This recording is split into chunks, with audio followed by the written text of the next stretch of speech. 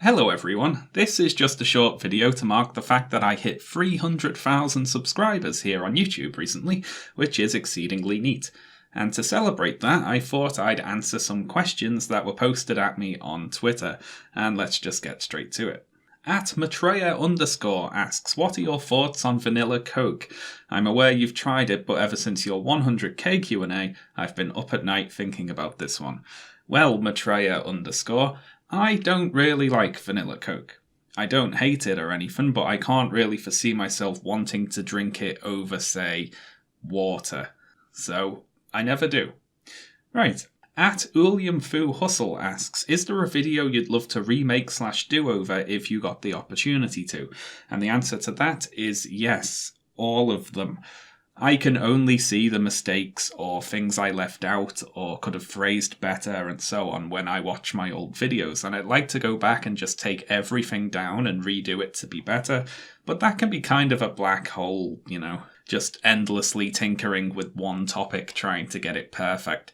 I find it helps to focus on trying to make the next thing better. Not that I have much success. @MrAndSuch says, being a white, het, cis British man, you do a good job acknowledging your various privilege. Oh, thank you very much. Do you ever reach out to groups of people that are not these things, and if so, how do they generally respond to your curiosity? How do you avoid threatening that space? Well, I do this occasionally when writing. I reach out to people for help with a script if I think they'll have more first-hand experience with the topic. And this is one thing I'd change about my old videos, actually, since getting this sort of help is a lot easier if you have a bigger platform. Outside of work, though, I tend to just follow a range of people on Twitter and read what they say. Can you hear that drilling upstairs? I don't know if that's picked up on the microphone. They're like drilling screws into a metal plate is what it sounds like, and it's been going on for hours. Anyway, @Caspian, I suppose, says Bernie or bust or blue no matter who. And I have a lot of opinions about this, but I will try to keep it short. First off, nobody is really blue no matter who. If David Duke ran as a Democrat for some reason, and then every other candidate spontaneously combusted or whatever, no Democrats are going to be like, blue no matter who, #vote Duke. I hope not, anyway. Also, we should really draw a distinction between the primary and the general. In the primary, I understand the actions of the my candidate or busters, and I think the blue no matter who folks are jumping the gun a bit. Threatening to withhold your vote, even if you wouldn't really, is a fair tactic to influence the primary, in my opinion anyway. When Bernie Sanders wins the primary, though, then I will be 100% blue no matter who. @Zachary27636551 says, why are you so into Bernie when you're a Brit? And the answer to that is I'm not really. Sanders just represents the best available compromise between my opinions and what is possible within mainstream politics. Plus, a Sanders win would be very energizing for the left internationally. It'd show that even in the United States, with the media and political establishment lined up against the left, it's still possible to make progress in that system. And an additional reason for why I care about this when I'm British is that my country is currently doing everything it can to reduce itself to an American vassal state, so I don't really have a choice, unfortunately.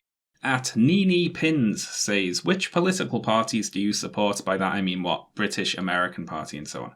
Well, I don't support political parties unconditionally. I support them if they support policies that I agree with. And I think the impulse to identify personally with a party, as in I am a Democrat, I am a Republican, I am a Lib Dem and so on, I think that's harmful and limiting. That said, though, I'll support Labour and the Democrats when they're being sensible, which is, every so often. Occasionally. @ThomasLockMusic says, in your opinion, what are the biggest reasons for Labour's defeat, and do you think a socialist Labour could win in the next or any future election? Well, helpfully in answering this question, there was another general election just a couple of years before the last one, in which Labour gained seats. So we can ask what was different between those two elections to lead to the worst performance, and the big obvious answer is Brexit, right? So Brexit's imminent. the way it cut across party lines in a way that hurt Labour more than the Tories, Labour's changing and unclear policy on Brexit, relative to the Conservatives anyway. Those were probably the biggest factors. Labour were in a very tricky position with regards to Brexit, and it would be easy to say they should have not tried to appeal to both sides and just picked a hard pro or anti-Brexit stance.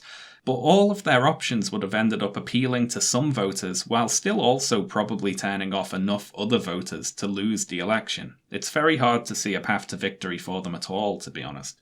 It would also be easy to dismiss Corbyn's popularity as a factor here, since he was also the leader in the previous election when they did much better. But that might be too hasty. It's possible that the constant smearing in the press just took that long to really penetrate into the opinions of most voters.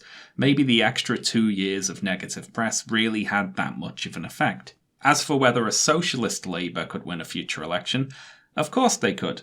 Labour's policies remain popular, we just have to figure out how to get them into government and get those policies enacted. At Wegwert says, how do you deal with the perpetual feeling of listlessness?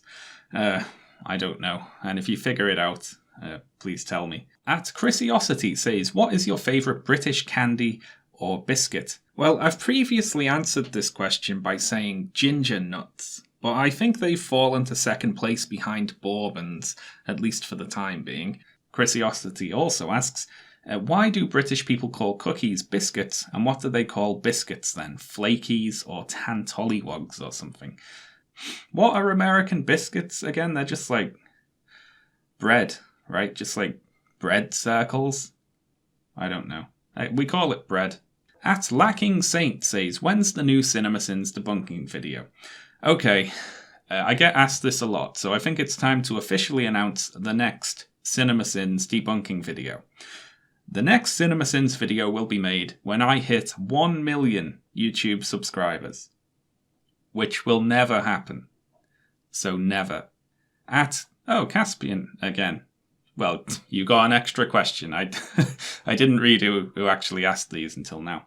What's your opinion on the dirtbag left? This is one of those terms that I never quite know what it means, because I see it used in so many contexts. If it means leftists who are rude online to blue-check journalists who supported the Iraq War, then the dirtbag left are good. If it's being used to mean leftists who like to say racial slurs, then the dirtbag left are bad, So I'm not really sure. It's relative, I suppose. At Voidberger asks, hey dude, when you want to hang out? Well, I'm sure I will have to go to the United States at some point, right? When I'm there, we should hang out. At Casey Explosion says, which do you prefer, my sloth or cow persona? The cow was alright, but I'm a sloth purist, I think. At Cub Moth says, how many worms? Just one, but a really big one with a human face. At Waddy_311 says, why are a lot of videos from yourself, Harris, Nat, etc. so long now? I'm sure it has something to do with YouTube metrics that I don't understand, but honestly it just means I have several hours of content in my watch later and no time to sit around and absorb it.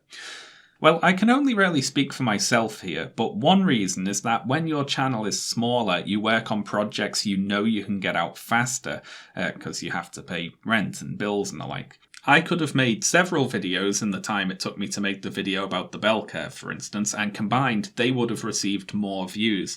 And that's a compromise I can afford to make now with a larger channel, whereas a couple of years ago I wouldn't have been able to.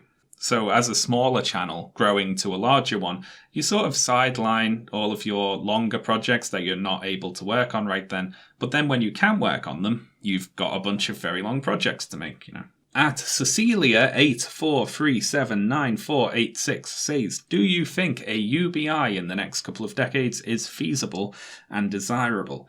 Feasible, yes. Desirable, only if it doesn't come at the expense of other social programs. I mean, it's no good saying we're going to give everyone $1,000 a month if we're going to cut $1,000 a month per person at the same time. At Lily Tranakist says, are you planning on doing any more pseudo-response videos like you had for people like Sargon and BPS in the past? And sure thing, I don't see why not. All that's really changed in this regard is that I have a rule to only go after really big videos or channels with more reach than mine has. So that's usually channels with more subs than me or particular videos that got a lot of views. So as my channel grows, the list of available people I can make responses to shrinks. So if you want to see me go after some tiny channels, you'll all just have to unsubscribe, I suppose. At Ferilov, the rule of law. I get it. When will you go on Chapo, Sean? Never. I will never go on Chapo. Not because I have any particular antipathy for Chapo. I've never listened to Chapo. But the number of people who ask me when I'm going to go on Chapo, every time I'm asked, it's an extra week before I'd ever consider it. I don't even know if they want me to go on there or would know who I was. Thanks for the question. At myopicduck says, if you could visit any period or event in history, when and where would you go? Thinking about this, I would probably be incredibly boring and go and look around Rome. I'd say the height of the Roman Empire. Jesus Christ. How uninteresting. But that is what I would do. At Flavel97 says, when will God still your sinful hands? Jeez. At meta_M3 wants to know my thoughts about some responses to my bell curve video. And my main thought is that so little of the response to the video actually focuses on defending the bell curve.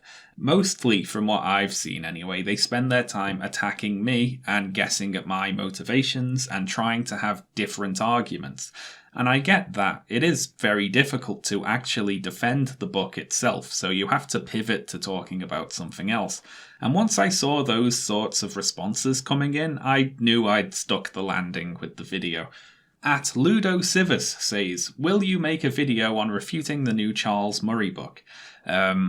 Hopefully not. I made a video about the bell curve because decades after it was published, people still talk about it. Charles Murray's new book is called Human Diversity, I think, and it's possible that in 6 months no one will ever talk about that book ever again, and therefore me reading it would be a huge waste of my time. So I'll see. It depends how well it does. At Wabu5 says still water or sparkling water. Still, obviously. At Rods says your favourite album of all time. I consider music to be kind of a personal thing to talk about. It's like letting someone read my diary, or I don't actually have a diary, but if I did have a diary, I'd feel similarly about sharing that with someone as my musical taste. That said, the Sonic the Hedgehog 2 video game soundtrack. At Not Cecilia, Seclia84379486 says, how do we successfully integrate migrants, or is that even a necessity at all? Well, there's two types of migrants, to overgeneralize.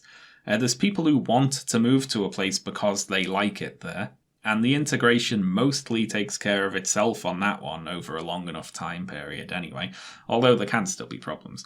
And there's people who don't want to go to a place and have to, either refugees fleeing somewhere dangerous or economic migrants who move looking for work or a decent wage and so on. So the best way to successfully integrate migrants would be to first make there be fewer migrants who would be difficult to integrate. And that's not through misguided bans or wall building, but by not bombing and exploiting the areas people are moving away from in the first place. You don't get to complain that refugees are fleeing a country if you're bombing it or destabilising its government or seizing all of its natural resources. We ousted a government and imposed crushing economic sanctions, and now that country's in chaos and people want to leave it, and also they hate us. Who could have seen that coming? At Butlington Boots. At Butlington Boots asks, what accounts for the rise in anti-breadtube sentiment on the left? And is there something breadtube could have done to avoid it? Well, the thing to remember here is that breadtube is a label applied from the outside, by outside observers. There's no breadtube club where we set the breadtube agenda, And as for a rise in anti-breadtube sentiment, I'm not sure there is one, to be honest. Things look pretty much the same to me anyway. If there are more people who don't like the various lefty content creators on YouTube, that just seems to me to mainly be because the overall audience is growing. The more people become aware of you, the greater number of people are going to dislike you, unfortunately. At sock_womble says, are you planning on making more videos like your one on privatization? You really have a knack for explaining topics like that. Thank you very much. I'd love to see one on Marx's theory of labour, for example. Yes, I had a whole series of videos like that one planned, but for various reasons it got put on the back burner. It is still something I'm thinking about returning to, though. I've learned not to make promises, but yes, at some unspecified point in the future, more videos like that one will be made. At Zoe Brugge says, how do you feel about the current state of internet discourse? If you had to critique the way people go about it, what would your big takeaway be? Thanks. Well, the main point I would like to make would be to tell people who argue about the most effective leftist tactics that there's usually more than one way to skin a cat, which is a horrible saying. So there's usually more than one way to solve a problem. Different approaches work with different people. If someone is out there doing something to bring people over to the left, even if it isn't the exact way you would do it yourself, I would just live and let live on that. Instead of arguing about the single best tactic we should all do, we should instead be doing lots of different things. This town is big enough for the two of us. At Cameron Scalman says, do you think we should censor the alt-right on social media? Yes. Well, it depends exactly what the words we, should, and censor mean in this sentence. Should private companies ban the far right from using their services? Absolutely. Should we as individuals work to deplatform and defund them? Of course. Should the government arrest them, though? Well, if they haven't broken a law, then no. At John Allen DeVoe says, how do you like your toast? Very lightly toasted. I basically just like warm bread. At Oatmeal in Leet Speak says, how do you feel about incel ideology or the black pill? Will you ever make a video about it? Well, ContraPoints made a video about this, which was very good. I do have a video about the same thing planned, though, although I had a slightly different angle I was going to come at it from, so we'll see. Again, no promises on time frame for that one, but that is something I'm working on, yes. At Nicholas_A_Cook says, the rule is generally, BS takes 10 times as much effort to debunk as it does to create. Have you found any ways to bring that ratio down, or strategies to streamline the process of debunking reactionary nonsense? What's the first step? Well, rather than trying to match the pace and volume of the nonsense, which would be impossible, I've found that you can instead use particular approaches to make the instance of debunking much more effective than any individual lie would be. This is something Free Arrows does in his recent video about Black Pigeon Speaks, which is very good, and I'll put a link below so you can check that out. Rather than just point out someone is lying, you can use that lie as a foundation to explain the motivations behind it. And that hopefully will show the audience how to spot similar lies with similar motivations in the future, or at least prompt them to be much more questioning of similar nonsense. At Real Congo Otto says, do you sometimes feel like there's no point in debunking alt-right myths/conspiracies, since the people who take them seriously will most likely dismiss you based on your political views? Well, a lot of them will. But a few of them won't. And if a few of them change their minds because of it, then I've won as far as I'm concerned.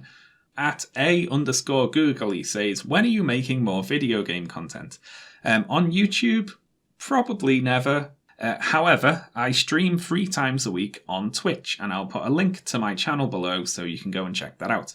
At Tango Pianista says, how do you define being a leftist for yourself? Is it a term you can gatekeep at all? What are views you think any leftist categorically must have and or not have? Well, this is another video topic I have in mind that I've made a few notes for, actually. Obviously, there's a lot of subjectivity involved with the terminology here, and there are many different factors. But for me, the first thing that jumps to mind when placing someone on the political spectrum is to what extent they have a hierarchical worldview. So people on the right tend to have a more fixed hierarchical worldview with regards to both social issues and economics. Liberals tend to favour a hierarchy, but with air quotes, opportunities for people to move within it. So affordable healthcare and means-tested benefits and student loan debt forgiveness programs for Pell Grant recipients who start a business that operate for 3 years in disadvantaged communities and other rubbish like that. Conditional equality, basically. You've got the opportunity for equality. How nice.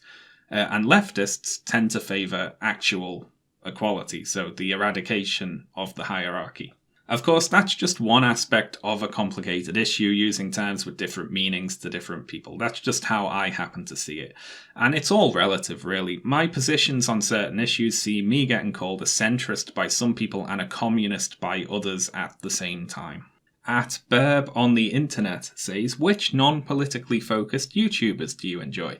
And I've paired this with another question from at Hardy Roach, which is, who's the best YouTuber and why is it Jenny Nicholson? And yes, I've been watching a lot of Jenny Nicholson's videos lately and they are excellent. So go and subscribe to Jenny Nicholson's channel if you haven't already. I'll put a link below for you and everything. At SpiderMan T says, would you recommend any cool NB YouTubers with pink hair who make good videos? Well, SpiderMan T, it sounds like you should take a peek at the channel named Curio, as I believe they check all your boxes there. I'll again put a link below in the description so that you, or anyone else who wants to see some good internet videos, can check that channel out. At OneMailA1 says, what are smaller creators you recommend? Well, beyond Curio there, something I've been meaning to do for a while is a little shout-out video pointing people towards some channels that make good content, but maybe don't have the recognition they deserve. I've asked on Twitter a few times for video recommendations, and in further preparation for that eventual video, I will throw it open to the comments here. So who are some smaller YouTubers who make good content that needs more views? I'd really appreciate all of your input on this. And I've just realised I'm going to have to read some YouTube comments at some point in the future, which is never a fun experience. Anyway, thank you all so much for watching and subscribing and all that jazz.